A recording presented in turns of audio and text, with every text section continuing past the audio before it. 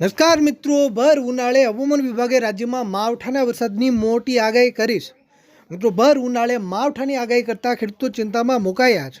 રાજ્યમાં 2 થી 3 દિવસ સુધી કમોસમી વરસાદનું સંકટ તોળાઈ રહ્યું છે. મિત્રો, એક સાથે બે વેસ્ટર્ન ડિસ્ટર્બન્સ સક્રિય થતા અને સાથે સાયક્લોનિક સર્ક્યુલેશન સિસ્ટમ પણ સક્રિય થતા રાજ્યના ઘણા બધા જિલ્લાઓમાં કમોસમી વરસાદી માહોલ જામી શકે છે. હવામાન વિભાગે મહત્વપૂર્ણ આગાહી કરી છે. મિત્રો, હું તમને જણાવવા માંગીશ કે હવે જે વરસાદ પડશે એને કમોસમી વરસાદ તો કહેવામાં આવશે જ, પણ તેની સાથે પ્રી મોન્સૂન એક્ટિવિટીનો વરસાદ પણ કહેવામાં આવશે.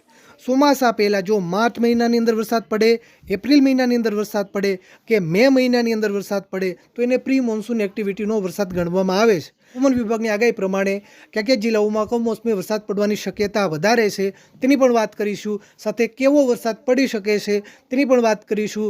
વિડીયો શરૂ કરતા પહેલાં ખાસ વિડીયોને એક લાઈક કરવાનું ભૂલતા નહીં. આવી જ રીતે ગુજરાતના કોઈ પણ ઉપયોગી સમાચાર સૌથી પહેલાં જોવા માટે આપણી આ ચેનલને સબસ્ક્રાઈબ કરવાનું પણ ભૂલતા નહીં. મિત્રો, એ ખાસ સાંભળજો. વિડીયોમાં તમે વેધર મોડેલોના માધ્યમથી વાતાવરણની લાઈવ સ્થિતિ જોઈ શકો છો. મિત્રો, ઉત્તર ભારતના વિસ્તારોમાં વેસ્ટર્ન ડિસ્ટર્બન્સ સક્રિય થયું છે અને સાથે પંજાબ, દિલ્હી અને હરિયાણા નજીક સાયક્લોનિક સર્ક્યુલેશન પણ સક્રિય થયું છે. એક બીજું વેસ્ટર્ન ડિસ્ટર્બન્સ પણ પાકિસ્તાન ઉપરથી આવી શકે છે, જે આપણા ગુજરાત અને મહારાષ્ટ્રના વિસ્તારો ઉપરથી પસાર થઈ શકે, જેથી હવામાન વિભાગે રાજ્યમાં કમોસમી વરસાદની શક્યતા વ્યક્ત કરી છે. મિત્રો, ખાસ સાંભળજો. પહેલાં આપણે ઉત્તર ગુજરાતના વિસ્તારોની વાત કરીએ તો વિડીયોમાં તમે હવામાન ખાતા તરફથી જાહેર કરવામાં આવેલો વરસાદનો નકશો જોઈ શકો છો.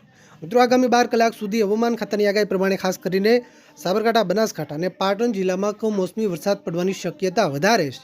આ જિલ્લાઓના છૂટાછવાયા વિસ્તારોમાં સામાન્ય ઝાપટાથી લઈને હળવું માવઠું પડી શકે.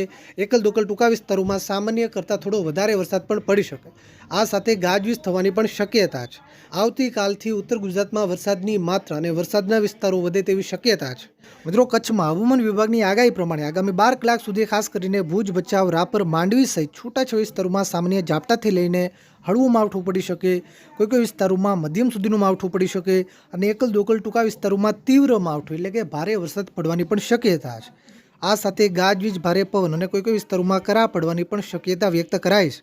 તો મિત્રો, સૌરાષ્ટ્રમાં આગામી 12 કલાક સુધી ખાસ કરીને મોરબી, રાજકોટ, જામનગર, દેવભૂમિ, દ્વારકા, પોરબંદર, સુરેન્દ્રનગર અને બોટાદ જિલ્લાના પણ છૂટાછવાયા વિસ્તારોમાં સામાન્ય માવઠું પડી શકે.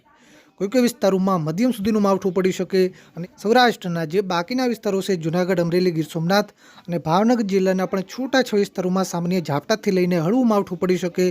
આવતીકાલે જૂનાગઢ અને રાજકોટ જિલ્લામાં વરસાદની માત્રા વધે તેવી શક્યતા પણ હવામાન વિભાગે વ્યક્ત કરી છે. મધ્ય ગુજરાતમાં ખાસ કરીને દાહોદ અને વડોદરા જિલ્લામાં કમોસમી વરસાદ પડવાની શક્યતા વધારે છે. આવતીકાલે અમદાવાદમાં પણ વરસાદ પડવાની શક્યતા છે. આવતીકાલે વરસાદની માત્રા પણ વધી શકે અને વરસાદના વિસ્તારોની અંદર પણ વધારો થઈ શકે. વિડીયોમાં તમે આવતીકાલનો હવામાન ખાતા તરફથી જાહેર કરવામાં આવેલો વરસાદનો નકશો જોઈ શકો છો. તો મિત્રો, આ આગામી 12 કલાક સુધીના કમોસમી વરસાદના મહત્વપૂર્ણ સમાચાર. આ વિડીયોને તમારા બધા જ ગ્રુપમાં શેર કરજો, જેથી બધા મિત્રો સુધી માહિતી પહોંચે.